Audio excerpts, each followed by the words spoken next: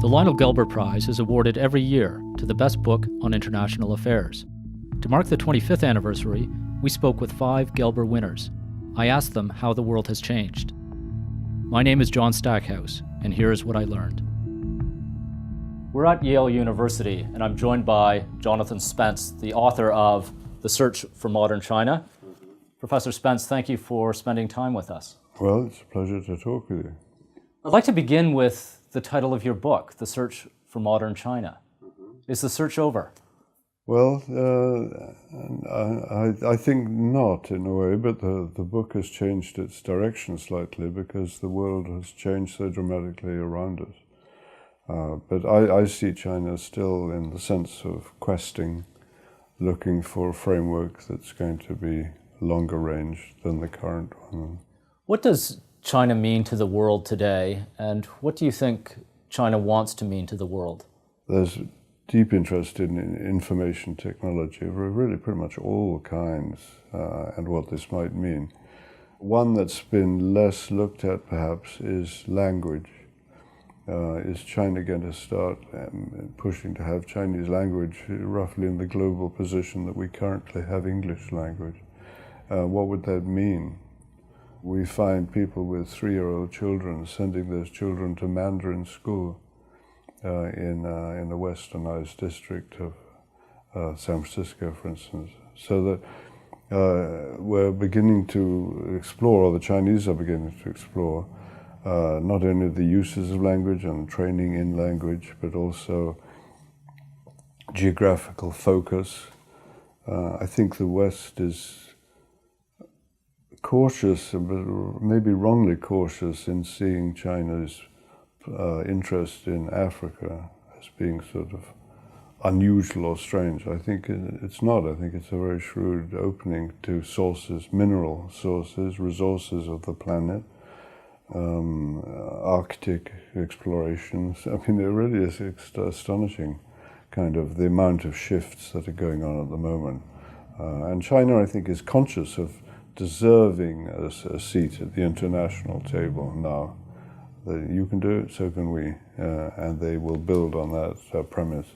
Is the leadership comfortable with expectations of it playing a global role on global issues, from military security to financial security to environmental security, or does it still prefer to take a bit of a back seat to the other powers, principally the United States? How large the extent is of China's ambitions or its reach, how competent its reach is something that it's very easy to find evidence of some kind on each side of the question. And one's not necessarily dodging the question, it's just that we're not sure. And I got the image, for instance, of in-flight refueling capacity.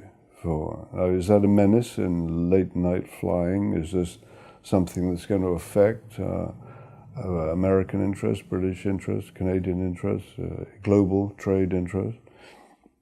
We're not sure. We can say that Mr. Xi at the moment is playing a pretty strong domestic repressive role, that he's watchful about the kinds of new events that may spring from changes in technology. Last few years, some of us have been fascinated by Chinese Olympic ambitions, which seem to show that one could vary one's sport. The current sort of Olympic excitement in China is part of an urging to take part in global athletics in a way that is seen as creatively visible by the Chinese government. And so if they can get more gold medals than the States in a given Olympic year, that definitely pleases them. What is your assessment of the regime's use of soft power, investing in education institutions abroad? Confucius Institutes, for instance, are getting a lot of funding around the world. The promotion of Chinese language, they're investing in media companies in various places, Africa, as you mentioned, being one of them. All of these tools of soft power versus the hard power of military. What's your assessment of why the government in Beijing is doing this? What is their end goal? Well, yes, hard power and soft power. It seems to me now they're sort of overlapping. What about nuclear sub-programs? I mentioned refueling, aerial refueling. Subtler are the powers of advertising, the expansion of global labels, the sharing of global ambitions, the stockpiling of Chinese household goods in American warehouses. There are just so many ways to go here. Language would be one of them, and the reprise of the Confucian Institute, which is sort of both dogmatic and philosophical. And yet one doesn't need to do a huge amount of reflection to see China as having a genuinely concerned role to play in how its culture is seen overseas, and this matters to them. Do you sense that most of the world, not just the United States or not just the West, is comfortable with this expanded role in the world by China? I think the expanded role of China makes people uneasy. Part of it is because it's surprising in terms of speed. I think people thought, well, China will be a great power. Now China is becoming certainly a very powerful entity politically. What is your assessment at this point of President Xi, and how would you compare him to some of the great leaders of modern China? Yeah, well, he hasn't sort of emerged as a great leader, I'd have thought, but he seems to be somebody who is certainly a bit more open to information from outside closed party circles. But that can mean control. Again, it's hard to sort out what is putting the pressure points on China's emerging universes, because everything, and said that she has to cope with a lot of areas in which presumably he's only got limited technical assistance. And some of these areas involving national defense or national expansion, national education, numerological education, these things are new themselves, pretty new. And how do you find the trustworthy people to guide China into towards another century? Let me take you back to Tiananmen Square and reflect on a view that was the beginning of something, and now with hindsight it looks like the end of the ability of students to protest in China. Are you surprised in hindsight how China evolved after 1989? China's evolution in terms of the intellectual world and the creative world, the writing world, all of these were critiqued by the Chinese themselves without huge amounts of foreign help. I mean, in other words, it was China's own youth who rebelled against the state in the 1890s and in the 1910 period, and again in the 1930s. And then in that long-range panorama, you might see the Communist Party as kind of a blip, as a hiccup in a longer series of trends that are dominant in the region at the moment.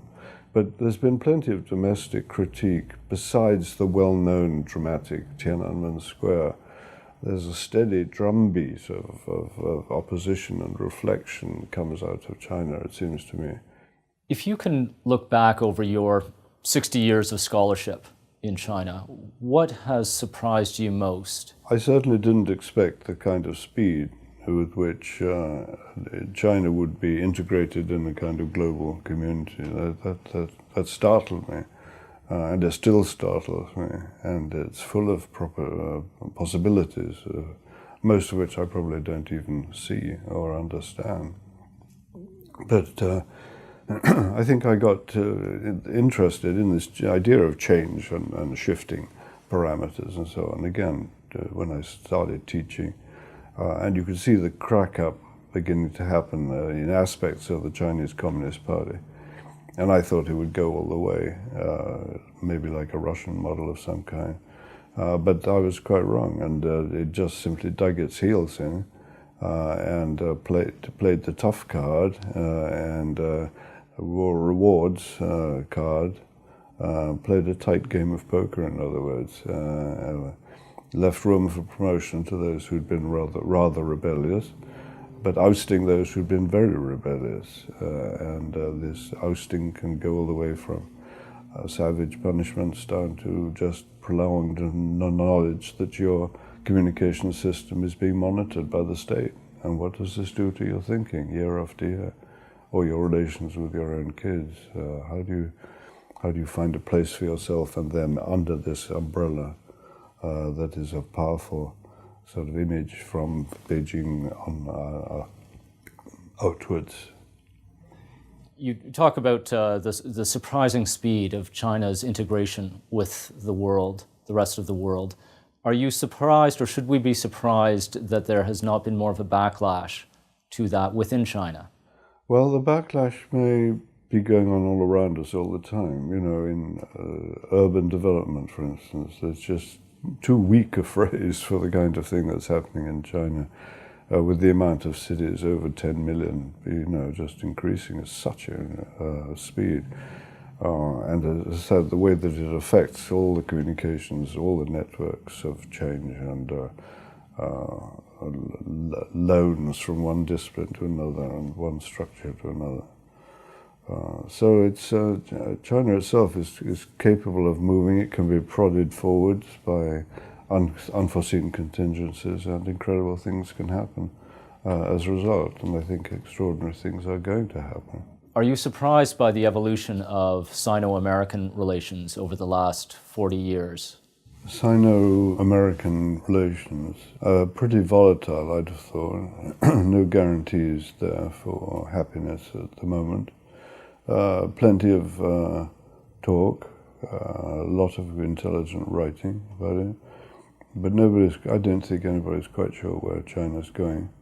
But then we don't really know where the States is going. I mean, or Great Britain. You know, how do you're bound to take guesses as you go, and you can use different disciplines to sharpen those. If I can ask you one more question in conclusion, taking you back to 1990, 25 years ago, at that point in time, in 1990, were you feeling optimistic or pessimistic about China's future?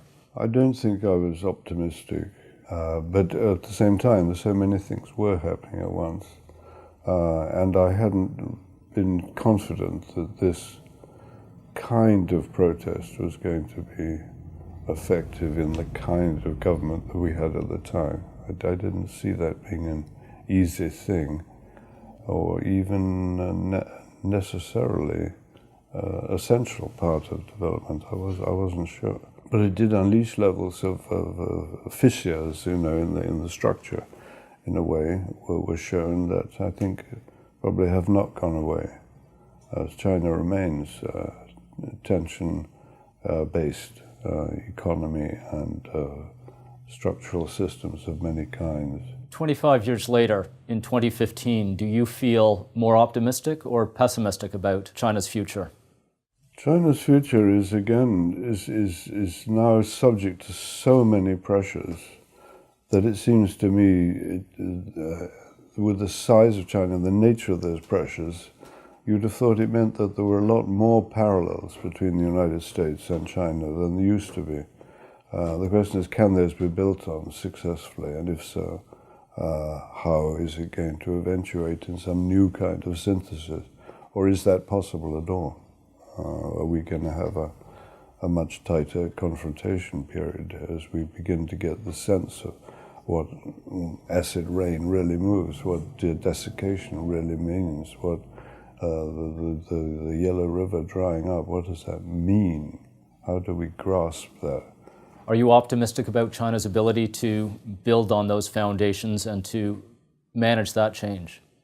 I'm pretty confident, I think, that they can see the changes that are happening around them, and they can speed up some of them.